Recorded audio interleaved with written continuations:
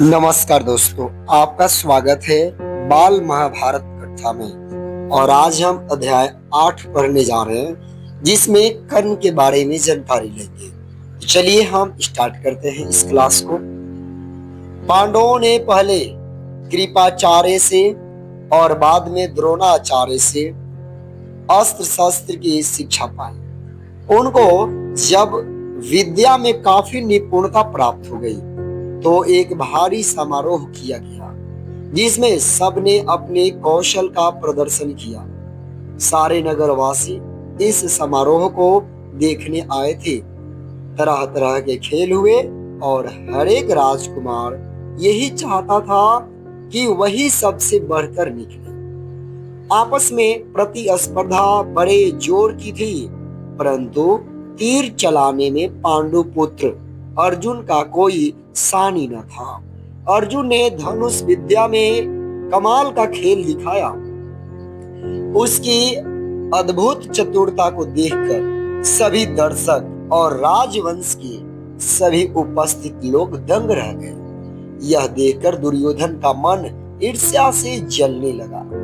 अभी खेल हो ही रहा था कि इतने में रंगभूमि के द्वार पर खम ठोकते हुए एक रोबीला और तेजस्वी युवक मस्तानी चाल से आकर अर्जुन के सामने खड़ा हो गया। यह युवक और कोई नहीं, अधिरथ द्वारा पोषित कुंती पुत्र कर्ण ही था।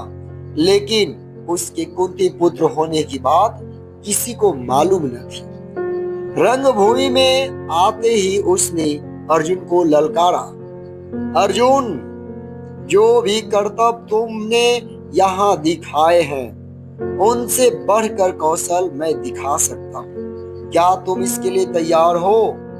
इस चुनौती को सुनकर दर्शक मंडली में बड़ी खलबली मच गई। पर ईर्ष्या की आग से जलने वाले दुर्योधन को बड़ी राहत मिली। वह बड़ा प्रसन्न हुआ। उसने तपाक से कर्ण का स्वागत किया और उसे छाती से लगाकर बोला, कहो कर्ण, कैसे आए? बताओ, हम तुम्हारे लिए क्या कर सकते हैं? कर्ण बोला, राजन, मैं अर्जुन से द्वंद्व युद्ध और आपसे मित्रता करना चाहता हूं। कर्ण की चुनौती को सुनकर अर्जुन को बड़ा तैस आया। वह बोला, कर्ण, सभा में जो बिना बुलाए आते हैं और जो बिना किसी के पूछे बोलने लगते हैं वे निंदा के योग्य रहते हैं। यह सुनकर कर्ण ने कहा, अर्जुन, यह उत्सव केवल तुम्हारे लिए ही नहीं मनाया जा रहा है, सभी प्रजाजन इसमें भाग लेने का अधिकार रखते हैं। व्यर्थ डींगे मारने से फायदा क्या? चलो तीरों से बात कर लें। जब कर्ण ने अर्जुन को यूं चुनौती दी तो दर्शकों ने तालियां बजाई। उनके दल बन गए। एक दल अर्जुन को बढ़ावा देने लगा और दूसरा दल कर्ण को। इसी प्रकार वह इकट्ठी स्त्रियों के भी दो दल बन गए। कुंती ने कर्ण को देखते ही पहचान लिया और भय तथा लज्जा के मारे मूर्छित सी हो गई। उसकी यह हालत देखकर विदुर ने दासियों को बुलाकर उसे चेत करवाया। इसी बीच द्रोणाचार्य ने उठकर कर्ण से कहा, अज्ञात वीर, महाराज पांडु का पुत्र और कुरु वंश का परिवार अर्जुन तुम्हारे साथ द्वंद्व युद्ध करने के लिए तैयार है, किंतु तुम पहले अपना परिचय तो दो। तुम कौन हो? किसके पुत्र हो? किस राजकुल को तुम विभूषित करते हो? द्वंद्व युद्ध बराबर वालों में ही होता है।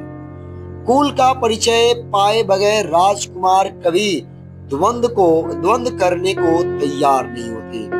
कृपाचार्य की यह बात सुनकर कर्ण का सिर झुक गया। कर्ण को इस तरह देखकर दुर्योधन उठ खड़ा हुआ और बोला, अगर बराबरी की बात है तो मैं आज ही कर्ण को अंग देश का राजा बनाता। यह कहकर दुर्योधन ने तुरंत पितामह भीष्म एवं पिता धृतराष्ट्र की अनुमति लेकर वही रंगभूमि में ही राज्याभिषेक की सामग्री मंगवाई और कर्ण का राज्याभिषेक करके उसे अंग देश का राजा घोषित कर दिया। इतने में बूढ़ा सारथी अधिरथ, जिसने कर्ण को पाला था, लाठी टेकता हुआ और भय के मारे कांपता हुआ सभा में प्रविष्ट हुआ।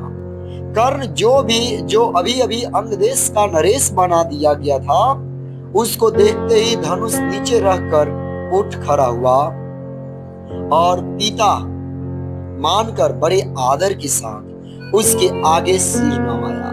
बूढ़े ने भी बेटा कहकर उसे गले लगाया। यह देखकर भीम खूब कहकहा मारकर हंस पड़ा और बोला, सारथी के बेटे, धनुष छोड़कर हाथ में चाबुक लो। चाबुक वही तुम्हें शोभा देगा। तुम भला कब से अर्जुन के साथ द्वंद्व युद्ध करने के योग्य हो गए। यह सब देखकर सभा में खलबली मच गई। इस समय सूरज भी डूब रहा था। इस कारण सभा विसर्जित हो गई। मशालों और दीपकों की रोशनी में दर्शक वृंद अपने अपनी पसंद के अनुसार अर्जुन, कर्ण और दुर्योधन की जय बोलते जाते थे।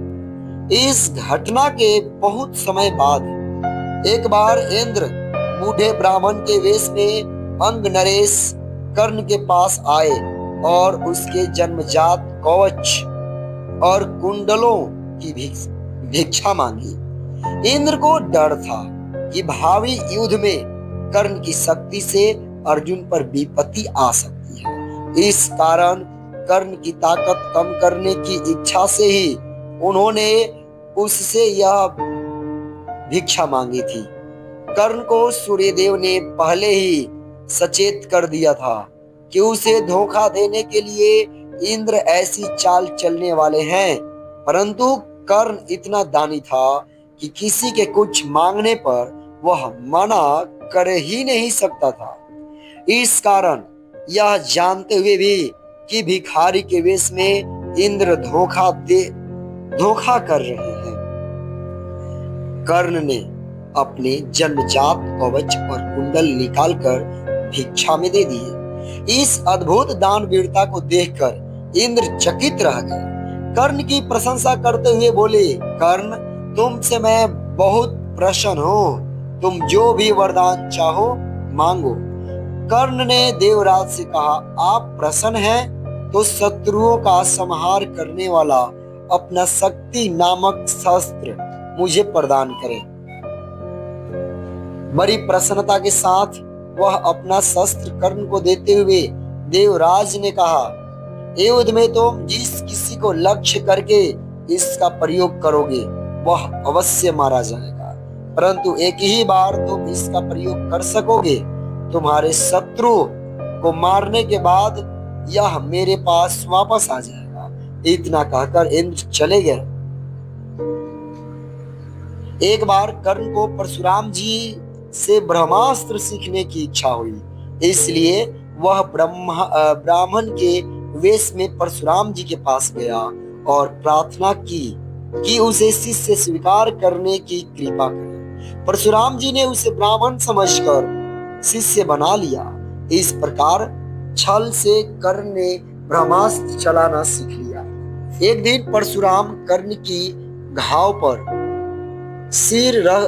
जांघ पर सिर रखकर सो रहे थे। इतने में एक काला भौरा कर्ण की जांघ के नीचे घुस गया और काटने लगा।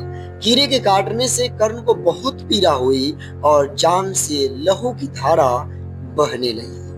पर कर्ण ने इस भय से कि कहीं गुरुदेव की नींद न खुल जाए, जांघ को जरा भी हिलाया डुलाया नहीं। जब खून से परशुराम की देह भीगने लगी तो उनकी नींद खुली। उन्होंने देखा कि कर्ण की जांघ से खून बह रहा है। यह देखकर परशुराम बोले, बेटा सच बताओ तुम कौन हो। तब कर्ण असली बात न छिपा सका। उसने स्वीकार कर लिया कि वह ब्राह्मण नहीं बल्कि शुद्ध पुत्र है। यह जानकर परशुराम को बड़ा क्रोध आया, अतः उन्होंने उसी घड़ी कर्ण को शाप देते हुए कहा, क्योंकि तुमने अपने गुरु को ही धोखा दिया है, इसलिए जो विद्या तुमने सीखी है वह अंत समय में तुम्हारे किसी काम न आएगी। ऐन वक्त पर तुम उसे भूल जाओगे और रण क्षेत्र में तुम्हारे रथ का पहिया पृथ्वी में धंस जाएगा। परशुराम जी का यह साप झूठा न हुआ। जीवन भर कर्ण को उनकी सिखाई हुई ब्रह्मास्त्र विद्या याद रही, पर कुरुक्षेत्र के दौरान मैदान में अर्जुन से युद्ध करते समय कर्ण को वह याद न रही।